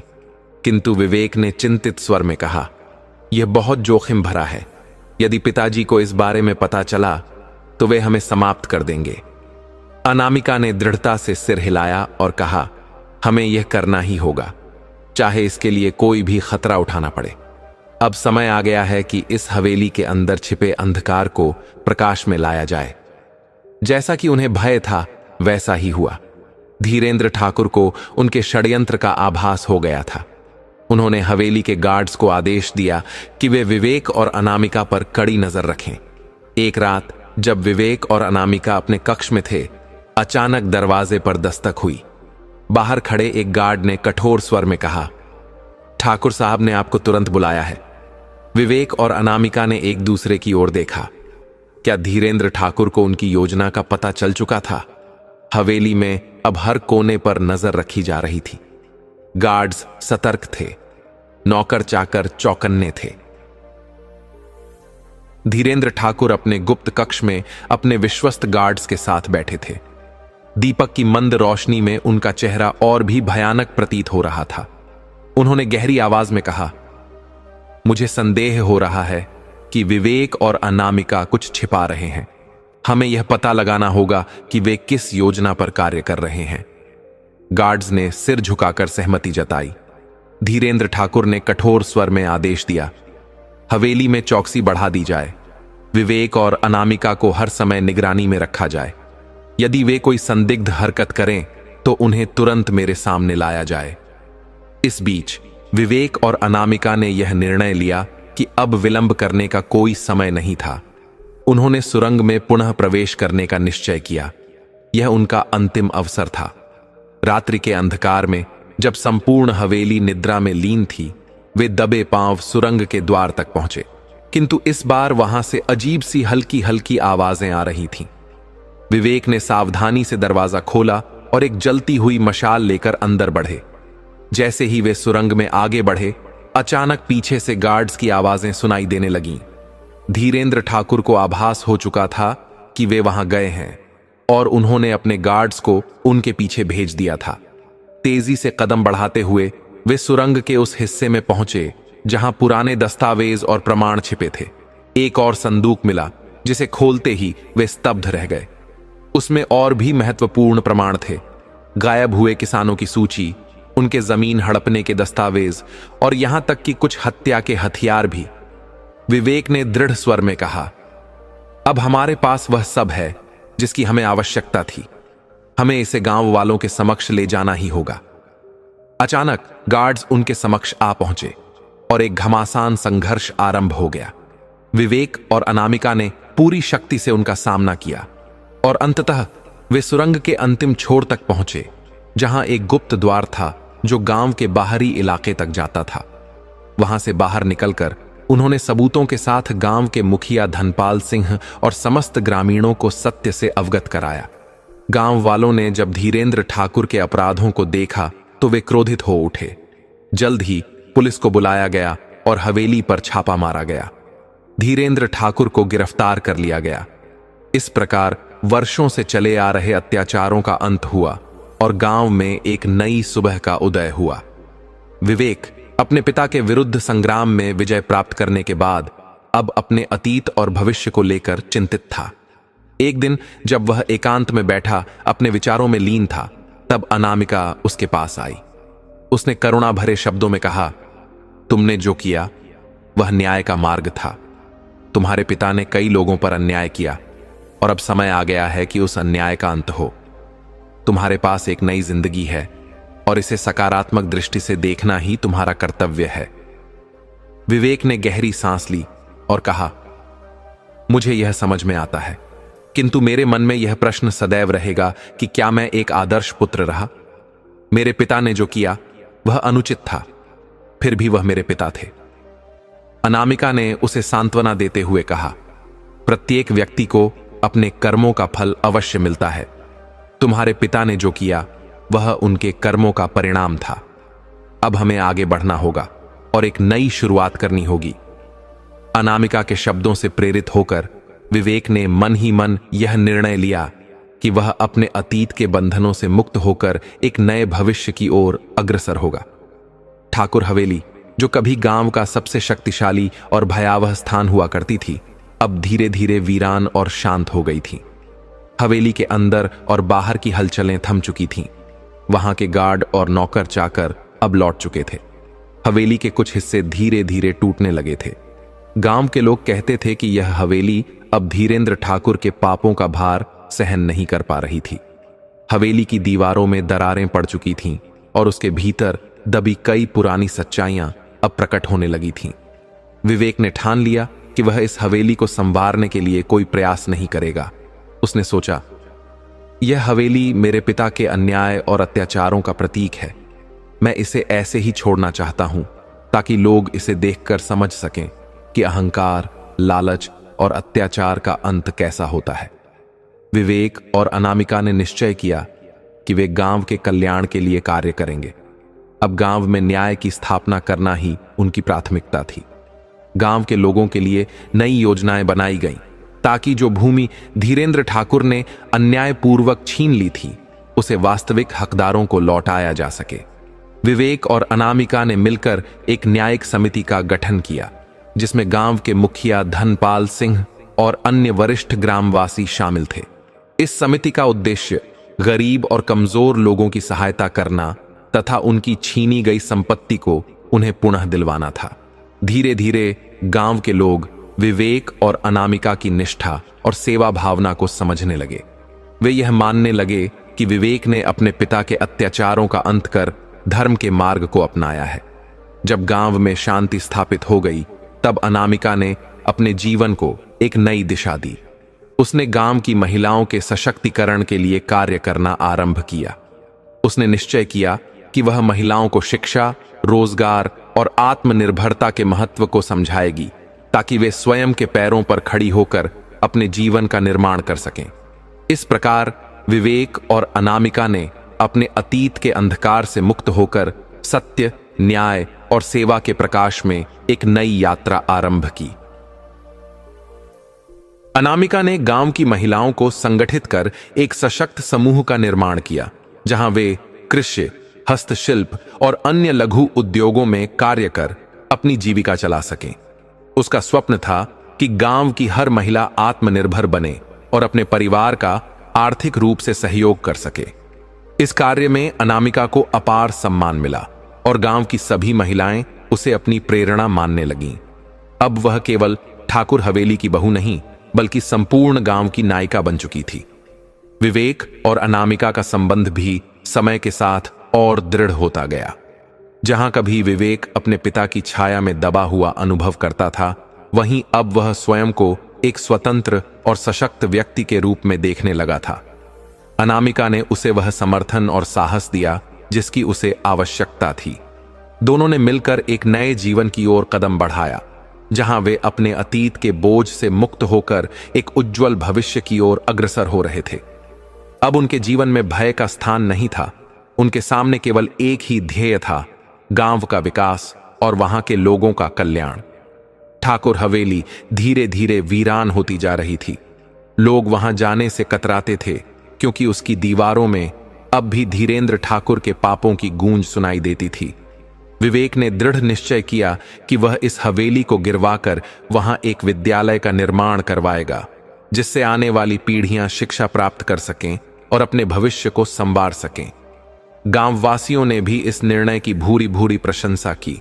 वे चाहते थे कि इस हवेली का अंधकारमय अतीत समाप्त हो और उसकी जगह एक नई शुरुआत हो। धीरे धीरे हवेली को ध्वस्त किया जाने लगा और उसके स्थान पर गांव का पहला विशाल विद्यालय बनने लगा।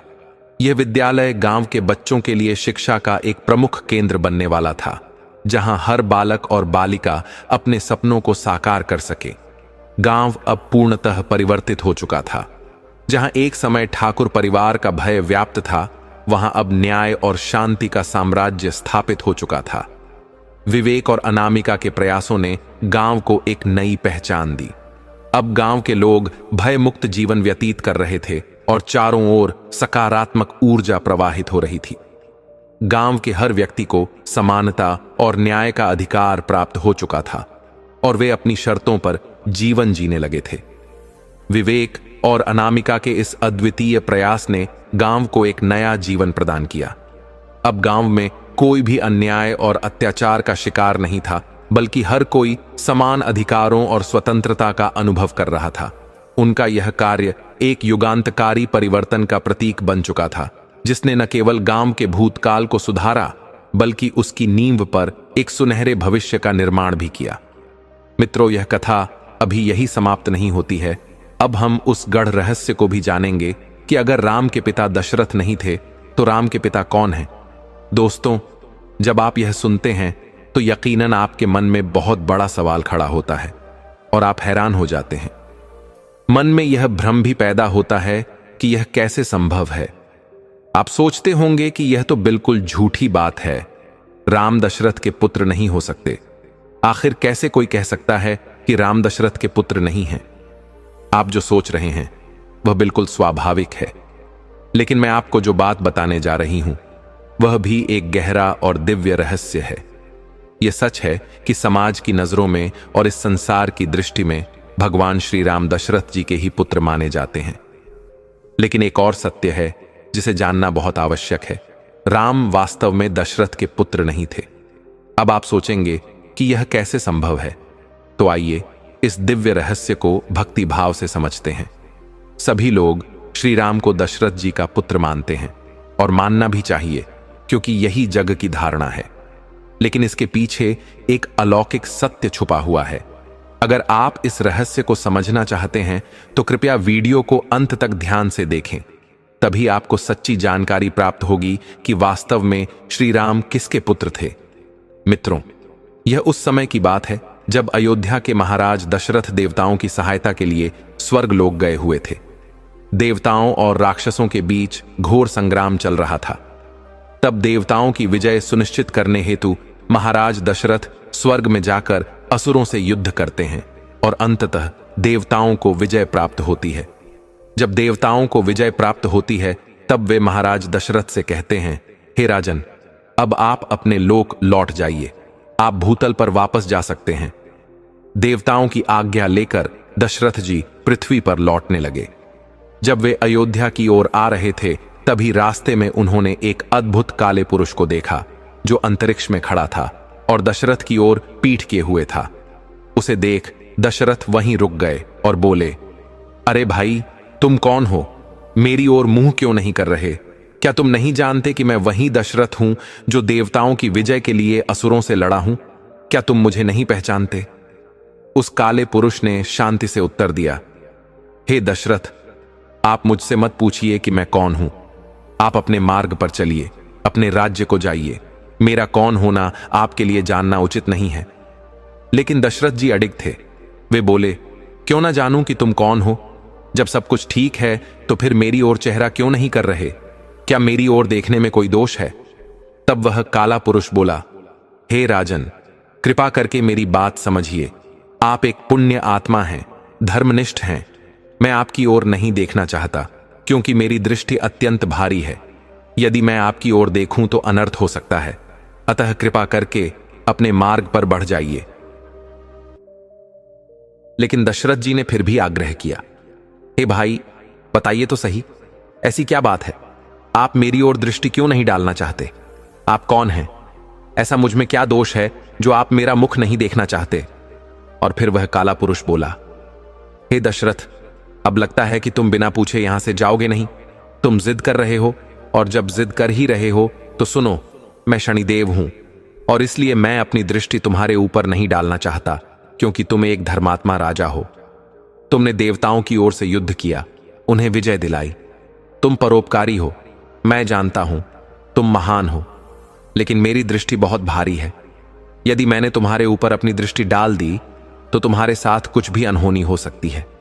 तुम मेरी दृष्टि सह नहीं पाओगे। तुम्हारे प्राण भी जा सकते हैं और कोई गंभीर हानि भी हो सकती है। इसलिए मुझसे विनती मत करो, अपने मार्ग पर बढ़ो। लेकिन दशरथ जब यह सुनते हैं कि सामने शनिदेव हैं तो और दृढ़ हो जाते हैं। वे भक्ति भाव से कहते हैं, हे शनिदेव, अब तो आपको अपना चेहरा दिखाना ही पड़ेगा और मुझे भी आपको देखना ही पड़ेगा। जब तक आप अपनी दृष्टि मुझ पर नहीं डालेंगे तब तक मैं यहां से नहीं जाऊंगा। कृपया मेरी ओर अपना मुख कीजिए। शनिदेव फिर निवेदन करते हैं, हे दशरथ, आप बार बार क्यों जिद कर रहे हैं? यदि मैंने दृष्टि डाल दी और आपको कुछ हो गया तो इसका उत्तरदायी कौन होगा? कृपा करके लौट जाइए। तब दशरथ ने बड़े भाव से कहा, हे शनिदेव, आप चिंता मत कीजिए। यदि मुझे कुछ भी हो गया तो उसकी जिम्मेदारी मेरी होगी। मैं स्वयं सब सह लूंगा, मुझे कोई शिकायत नहीं होगी। दोस्तों, दशरथ जी का यह कहना एक जुनून और थोड़े से अभिमान में आकर हुआ। कहते हैं ना, जब कोई वीर पुरुष बड़े बड़े कार्य कर लेता है, चाहे वह युद्ध हो या कठिन परिस्थिति, तो उसमें थोड़ा अहम आ ही जाता है। दशरथ जी ने भी उसी भाव में कह दिया, हे देव, आप चिंता ना करें, दृष्टि डालिए, जिम्मेदारी मेरी होगी। शनिदेव ने बार बार मना किया पर दशरथ नहीं माने, और जब उन्होंने अत्यधिक जिद की तो शनिदेव ने अंततः अपनी दृष्टि दशरथ पर डाल दी। दशरथ उस समय रथ पर बैठे थे। जैसे ही दृष्टि पड़ी वे तत्काल बेहोश होकर अचेत हो गए और रथ से नीचे गिर पड़े। अब दशरथ जी अंतरिक्ष से गिर रहे थे। उस समय गिद्धराज जटायु आकाश में उड़ रहे थे। उन्होंने देखा कि कोई पुरुष ऊपर से गिर रहा है। जटायु ने तुरंत दशरथ को अपने मजबूत पंजों से थाम लिया और धीरे धीरे उन्हें धरती पर ले आए। दशरथ बेहोश थे। जटायु ने उन्हें पहचान लिया। थोड़ी देर बाद दशरथ को होश आया। जैसे ही आंखें खुलीं, उन्होंने अपने सामने जटायु को देखा। भाव विभोर होकर बोले, हे गिद्धराज जटायु, मैं आपसे बहुत प्रसन्न हूं। आपने मेरे प्राणों की रक्षा की है। आप हमारे रक्षक हैं। कृपया जो भी चाहो मुझसे मांगो, मैं तुम्हें देने का वचन देता हूं। जटायु ने विनम्र भाव से कहा, हे महाराज, यदि आप सचमुच प्रसन्न हैं और मुझे कुछ देना चाहते हैं तो मैं एक विनती करता हूं। दशरथ बोले, निसंकोच कहो जटायु, आपने जो किया उसके बदले में मैं आपको जो चाहोगे दूंगा। जटायु ने कहा, हे राजन, मुझे ना तो राज्य चाहिए न धन चाहिए, बस एक ही विनती है। यदि आपके संतान हो तो जो आपकी सबसे पहली संतान हो वह पुत्र आप मुझे दे देना। दशरथ ने वचन दे दिया, हे गिद्धराज, अभी तो मेरे कोई संतान नहीं है, लेकिन यदि भविष्य में संतान होती है तो जो मेरा सबसे बड़ा पुत्र होगा वह तुम्हारा होगा। वह तुम्हारा पुत्र कहलाएगा मेरी संतान नहीं। यह वचन मैं तुम्हें देता हूं। और फिर दशरथ जी अयोध्या लौट आए।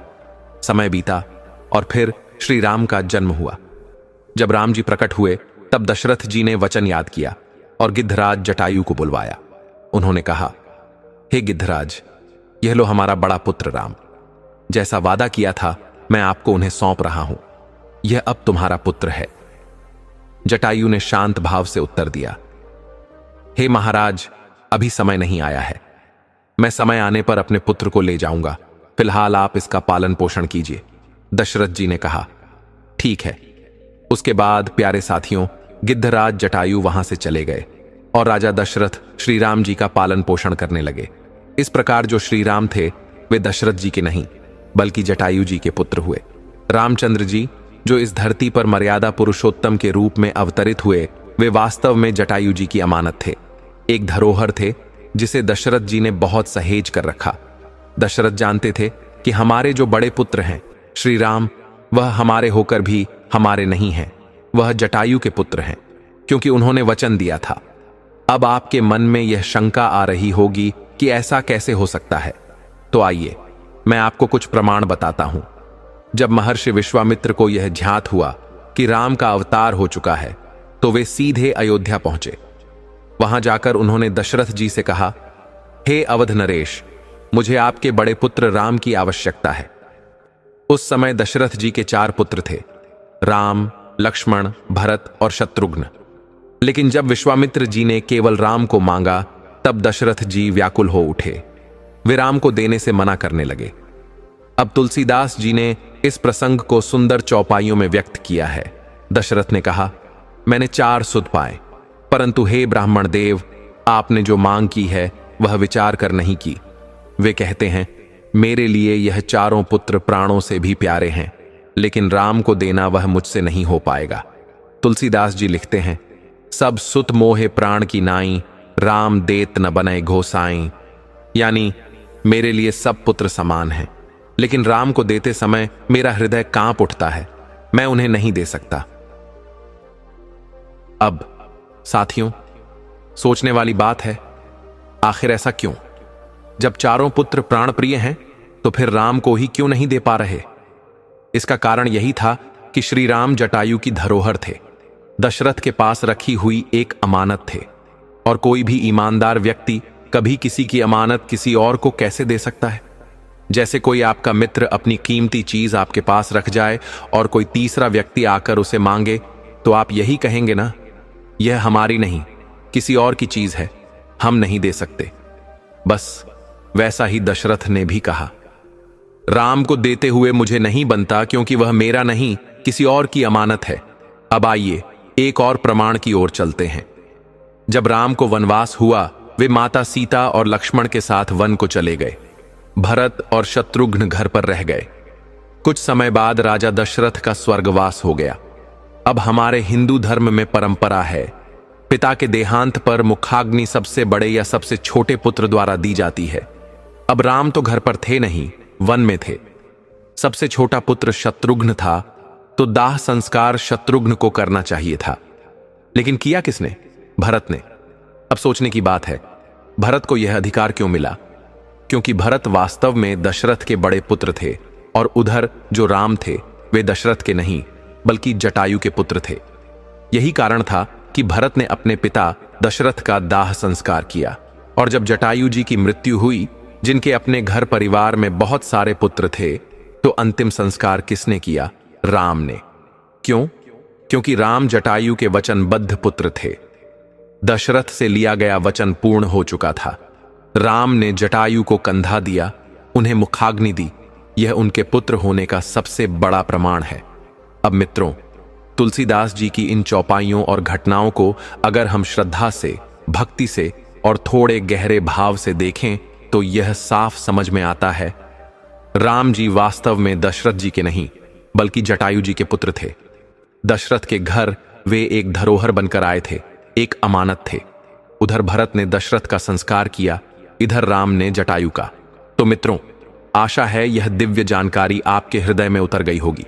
यदि यह कथा आपको भाव विभोर कर गई हो, तो कमेंट में जय श्री राम अवश्य लिखें। और भी ऐसी ही वीडियोस के लिए हमारे चैनल श्रिया मार्ग को सब्सक्राइब कर लें। आप सबका हृदय से धन्यवाद। फिर मिलते हैं अगली कथा में। तब तक के लिए जय श्री राम, जय श्री श्याम।